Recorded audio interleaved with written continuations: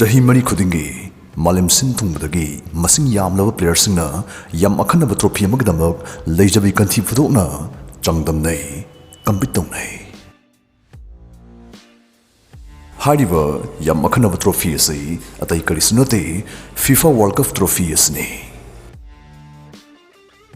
Hariba trophy asi fangnabagdamak leibak amagi khwaidagi hairaba playersinga atopa leibaksingi khwaidagi hairaba playersinga kauthanaba chenthanaba sisinaba sibai khoina World Cup haina maming thonduna malemsigi khwaidagi chawba single event sport competition oina pangthokli.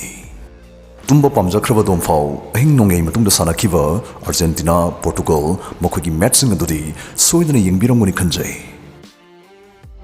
World Cup manung study jingkhainariba masing muson phudoknariba punamak masigi trophy sigdamuktani masi bongtong thangalaga chuppa haibasi mokhoi punamaki pandamne. Adu bodom FIFA World Cup trophy sigi maramda kaya yamna khangbirabage.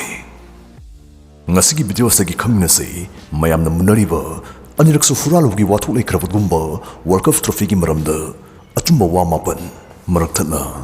Admission often. Deep sea guidance wangzingna English fluent oina ngangningba singdamo English grammar amasung spoken English ki akhanaba course ama puduna laksari.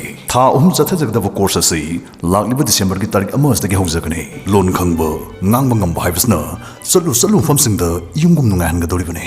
Adomsu English makung phana ngangba hai haunabagi khudongchawa asi soidana lobiho. Online amadi offline classes animaki khudongchawa su pizari. Satra kunthra dagi hena lawjaroi. Pambibasing na screen da hapsariba numbers taida ngasimak pau phawbiro lawshingi pambini deep sea guidance. Number 1 ahanba design tawkhiba. Ahanba World Cup trophy asi France masa Avel Lafleur hariba hakba khotpagi thabak tawbani pasna design tawkhibane. Trophy si inchi 13 wangi amadi masi Greek ki mai pakpagi lairembi Nike na lapis lazuli hariba atang manungsgi mathakta makokta mamai nipan longbadugumba cup ama thangalaga lepagi namunada sabane. Number 2 Hitler gi lanmi Nazi singdagi lotsin khiba. Prithibigi ani subulanjangna khudingba pusolapda World Cup su yauki lan loidri fawo competition asi yeithokuna leikhi.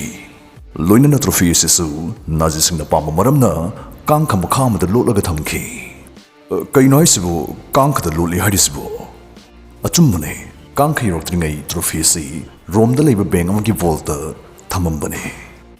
Adubu 1939 da lan hausilapdagi matamda FIFA gi vice president oina thau toriba Otorino Barasi haribni pasna trophy se hena safaba mafam amada thamningdagi khungup upomagi manungda hapsilaga magi kangada losilakibane. Number 3 Jules Rimet. Football yam pamba myoi singdi Jules Rimet haiba mingsi soidana tabirambu yai khalle. Tadribasing sutabi horo Jules Rimet haribni pasi 1873 dagi 1956 pawu hinglambani pane. Mahakse FIFA gi ahum suba aduga khwaidagi sumadam sangna president oiramba misakni. FIFA World Cup asi magi wakhalondagi hauduruktuna 1930 dagi ahanba tournament adu pangthokpa horokhibane. Maramsna World Cup trophy si design tawhek loibaga magi maming chapchana lauraga Jules Rimet trophy haina tholakhi. Number 4 trophy si England dagi huranki aduga hui amana phanglakhi.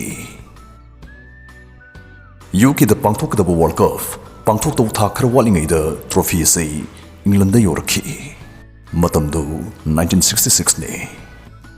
Tournament haudoba thamari da ngaislakpada trophy miyam du utpagi thoromama pangthoklami thorom se pangthoklingi manungdani trophy si huran khribase.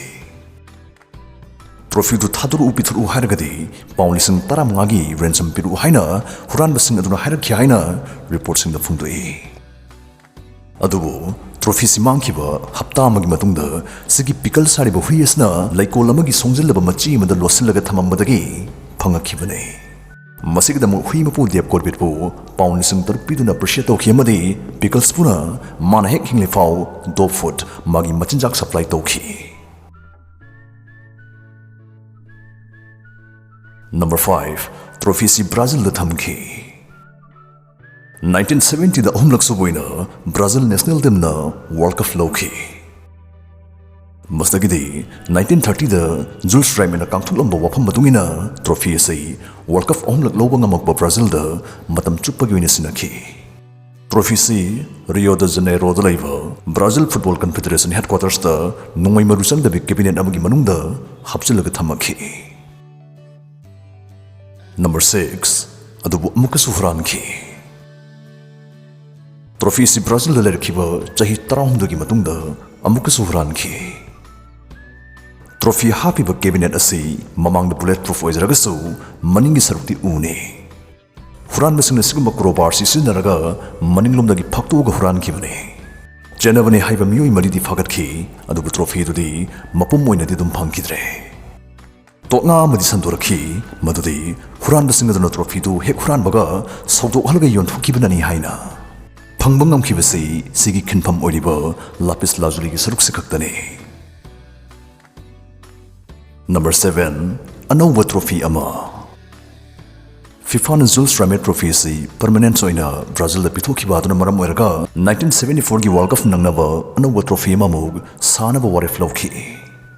Handakti trophy si moina pungnau noba mong amada design torome.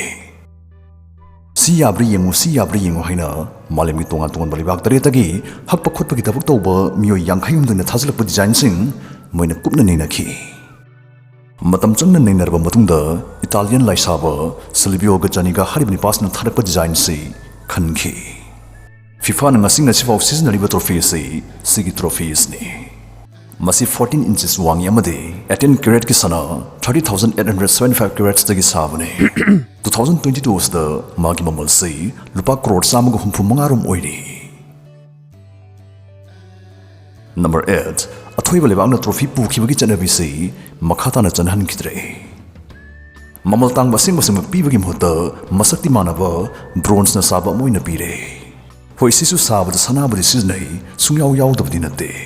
Adubu original trophy asti Switzerland gi jurip talaiba FIFA World Cup Museum doina yam section na thamkhre.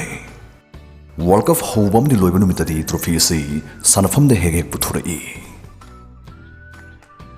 Number 9 original trophy sisu masina tabato pamagasu sadaba yaraglaroi.